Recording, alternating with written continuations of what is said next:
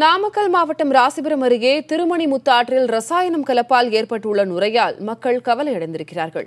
ஆண்டுதோறும் மழைக்காலங்களில் இந்த பிரச்சனையை சந்திக்க வேண்டியுள்ளதாக விவசாயிகள் ஆதங்கத்தோடு கூறுகின்றனர்.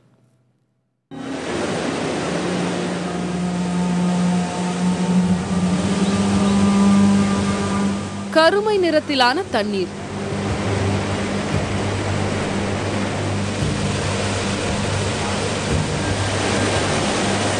சாலை எங்கும் நுரை என பொங்கி நுரைக்கிறது திருமணிமுத்தாறு.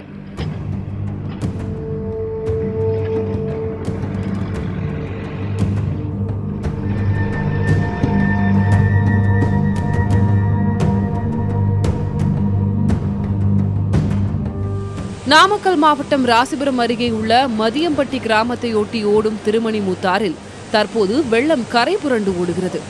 ஆனால் அதனை நினைத்து மகிழ முடியாத நிலையில் விவசாயிகள் இருக்கிறார்கள். தொடர் மழை நேரத்தை பயன்படுத்தி சுத்திகரிக்கப்படாத ரசாயன கழிவுகள் ஆற்றில் கலக்கப்பட்டுள்ளதால் ஆறே கழிவுநீர் கால்வாய் போல காட்சியளிக்கிறது.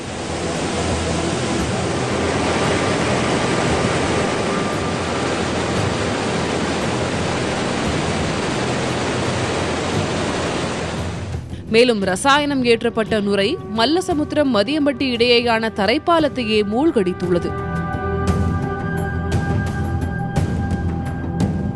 தண்ணி எல்லாம் இதானதுனால தடம் போக்குவரத்து பிரச்சனையில் ரொம்ப பெரிய பிரச்சனை ஆயிடுச்சு. இப்போ 2 நாளாக அப்புறம் அந்த இது போய் சுற்றிக்கிட்டு தான் போனோம். ஆட்டையம்பட்டி பக்கமாக போய் சுற்றிக்கிட்டு வந்து இங்கே மதியம்பட்டிக்கு வரதா இருக்குது.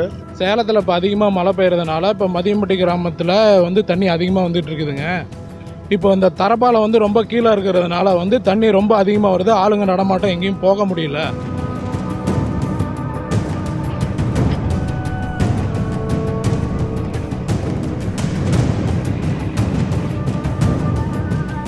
நுரையால் தரைப்பாலம் மூடப்பட்டதால் வாகன ஓட்டிகளும் மிகுந்த சிரமத்திற்கு ஆளாகினர்.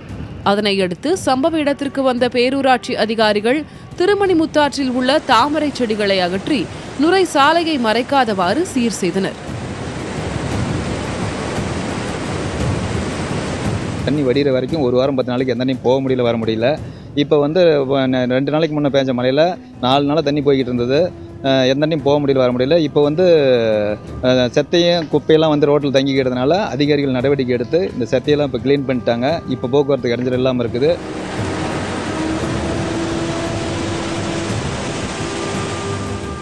ஆண்டுதோறும் மழைக்காலங்களில் திருமணிமுத்தாற்றில் ரசாயன கழிவுகள் கலக்கப்படுவதாக விவசாயிகள் கூறுகின்றனர்.